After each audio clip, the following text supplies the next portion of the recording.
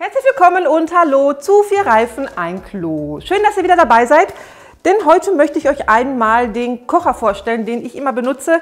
Da kommen halt auch viele Kommentare und viele Anfragen zu, was für ein Kocher das denn ist, und den möchte ich euch einmal kurz vorstellen.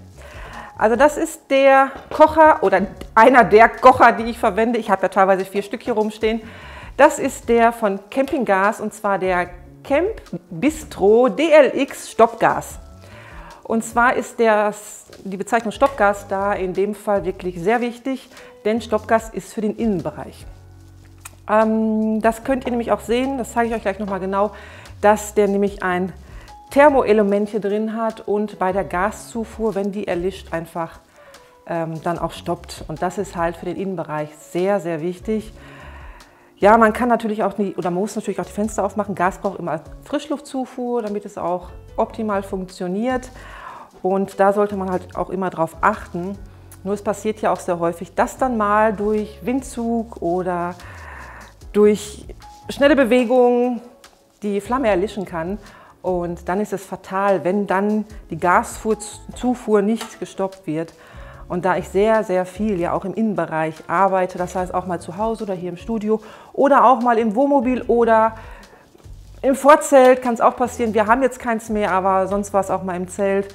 Und da ist es natürlich auch ein bisschen gefährlicher, wenn da die Gaszufuhr nicht gestoppt wird. Ja, von daher erstmal kurz zu dem Kocher. Wie ihr erkennen könnt, hat der eine Edelstahloberfläche. Den gab es auch mal in Schwarz. Bei Edelstahl ist es so, der verfärbt sich natürlich. Ihr werdet, sobald ihr den verwendet, verfärben sich hier diese Topfhalter. Das ist halt eine Reaktion zwischen Edelstahl und Hitze. Die könnt ihr nicht vermeiden. Das ist halt ein Gebrauchsgegenstand. Das ist halt so. Es gab ihn, wie gesagt, einmal in Schwarz. Da hat man das nicht so erkannt, aber mittlerweile ist der Hersteller übergegangen und stellt die in Edelstahl her. Man kann auch das Oberteil nicht abmachen. Bei vielen Campinggaskochern, Campinggaskartuschenkocher muss man ja sagen, kann man das Oberteil abmachen, man kann es umdrehen und dann halt in dem Koffer verstauen. Das ist platzsparend da. In dem Fall kann man das nicht abnehmen. Ich kann auch nicht erklären, warum das so ist. Es ist einfach so. Eigentlich finde ich es praktischer, weil als ich mit dem anderen Gaskartuschenkocher gearbeitet habe, das heißt die, wo man die Oberteile abnehmen konnte, da ist es mir sehr oft passiert, dass ich den in meiner völligen Schusselheit auch einfach mal so genommen habe und plötzlich hatte ich das Teil in der Hand. War natürlich nicht so schön. Ja, dann verfügt er natürlich wie jeder andere Gaskartuschenkocher auch über einen Gasregler und die Anlock-Funktion. Das ist natürlich bei jedem Kartuschenkocher gleich. An der Seite befindet sich das Staufach für die Gaskartusche. Die Gaskartusche müsst ihr natürlich immer so einlegen, dass diese Nase von der Gaskartusche auch immer direkt mit dieser Halterung übereinstimmt. Das heißt, so wird es gar nicht gehen und ihr müsst ihn wirklich so drehen, dass die kleine Halterung dort drin ist. Auch erst dann könnt ihr diesen Hebel betätigen und dann natürlich auch andersrum, das verbrenne ich mich nämlich, den Gasschalter anmachen. So, jetzt seht ihr hier, dass ihr 2 Pinöppel daraus habt. Das eine ist die Pezzo-Zündung und das ist das Thermoelement, was dazu da ist. Das merkt halt, wenn die Flamme erlischt, dann geht auch die Gaszufuhr aus. Das ist das Wichtige dabei und deswegen ist der auch für den Innenraum geeignet. Natürlich könnt ihr ihn auch Outdoor benutzen, um Gottes Willen. Nicht, dass jetzt jemand meint, der ist nur für Indoor. Nein, den könnt ihr natürlich Indoor und Outdoor benutzen. Ich finde einen Nachteil bei diesen Kochern, das ist diese Klappe. Wenn ihr meine Videos beobachtet, dann passiert es sehr häufig, dass ich natürlich hier drauf koche, den Omnia und sowas hier drauf stelle und dann stelle ich den aber zur Seite. Und wenn ich nicht aufpasse und den falsch nehme, dann passiert sowas. Ist natürlich fatal, wenn hier noch irgendwas draufsteht. Deswegen nehme ich den wirklich immer mit ganz viel Gewalt, weil ich schon weiß, dass dieser Kocher halt hier so eine kleine Falle hat. Ist natürlich nicht zum Rumschleppen gedacht, gar keine Frage. Aber es passiert nun mal, dass plötzlich starker Wind aufzieht, wenn ihr vom Fahrzeug seid oder die Sonne dreht sich und dann wollt ihr einfach mal den Standort wechseln. Das passiert halt und dann ist man halt in der Lage, wo man sagt, der ist ja mobil, ich kann ihn mitnehmen. Deswegen hier der Hinweis, es gibt viele Kartuschenkocher, die sowas haben. Viele gehen auch zur anderen Seite auf, natürlich besser, aber der geht halt zur Innenseite auf. Und wenn man den dann wegschleppen will, dann ist das sehr fatal. Der Campinggas-Kartuschenkocher von Campinggas, genau, verfügt über die Pezzo-Zündung.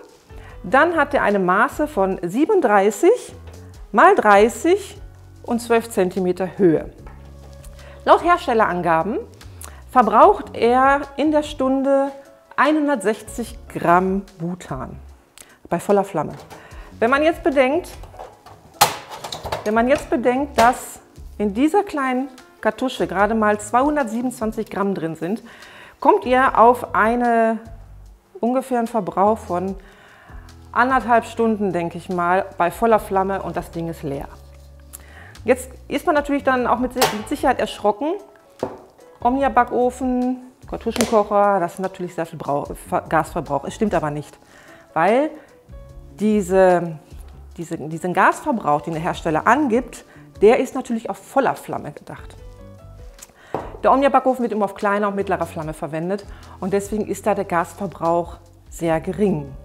Ja, ich komme mit so einer Gaskartusche, ich glaube 3 herzhafte und 4 Kuchen aus. Das heißt, Kuchen ist immer auf kleiner Flamme, ist so zwischen 35 und 40 Minuten und herzhafte Sachen sind meistens auf mittlerer Flamme, kurz zum Einheizen, aber dann auf mittlerer Flamme ungefähr 40 bis 45 Minuten. Aber das ist wirklich ein minimaler Gasverbrauch. Ihr kommt wirklich mit so einer Kartusche recht gut hin, wenn ihr mit dem Omnia-Backofen arbeitet. Wichtig ist auch immer, dass ich habe gerade den Hebel unten gehabt, das ist nicht richtig. Ihr müsst den Hebel wirklich immer nach oben stellen. Ich habe es jetzt leider nicht gesehen, weil er von mir halt wegsteht, aber ihr müsst ihn nach oben stellen, weil die Gaszufuhr hier ist zwar unterbrochen, aber hier strömt immer noch ein bisschen Gas aus, weil der ja immer eingedrückt wird. Das heißt, ihr müsst wirklich den Unlock betätigen, um die 100%ige Gaszufuhr abzustellen. Wichtig ist auch zu wissen, es dürfen nur runde Öfen, Töpfe, mit Öfen meine ich jetzt den Backofen, den Omnia-Backofen, Töpfe hier drauf. Das heißt, ihr dürft keine viereckige Pfanne hier drauf machen. Das ist wohl eine Unfallgefahr, wenn wegen Brand oder sowas, das steht da irgendwo in der Gebrauchsanweisung. Ich habe jetzt keine viereckigen Pfannen, von daher würde mich das nicht betreffen. Aber man darf auch diese kleinen Grillplatten hier wohl nicht in viereckig draufstellen. Ja, ist natürlich blöd, aber einige machen es, das weiß ich. Ist vom Hersteller nicht erlaubt. Es dürfen nur mit einem Durchmesser von höchstens 26 cm hier drauf gestellt werden. Unsere Kaffeekanne passt auch da drauf, die von Bodum. Und da sind wir auch sehr froh drüber, weil der ist ja nun mal bei uns sehr häufig im Einsatz. Jetzt möchte ich euch mal den Unterschied zeigen. Also es ist auch der einzige Kocher, den ich kenne, der Stoppgasfunktion hat. Es gibt noch einen, der fängt irgendwie mit M an, Moven oder sowas. Der ist aber ausverkauft, schon seit etlichen Monaten.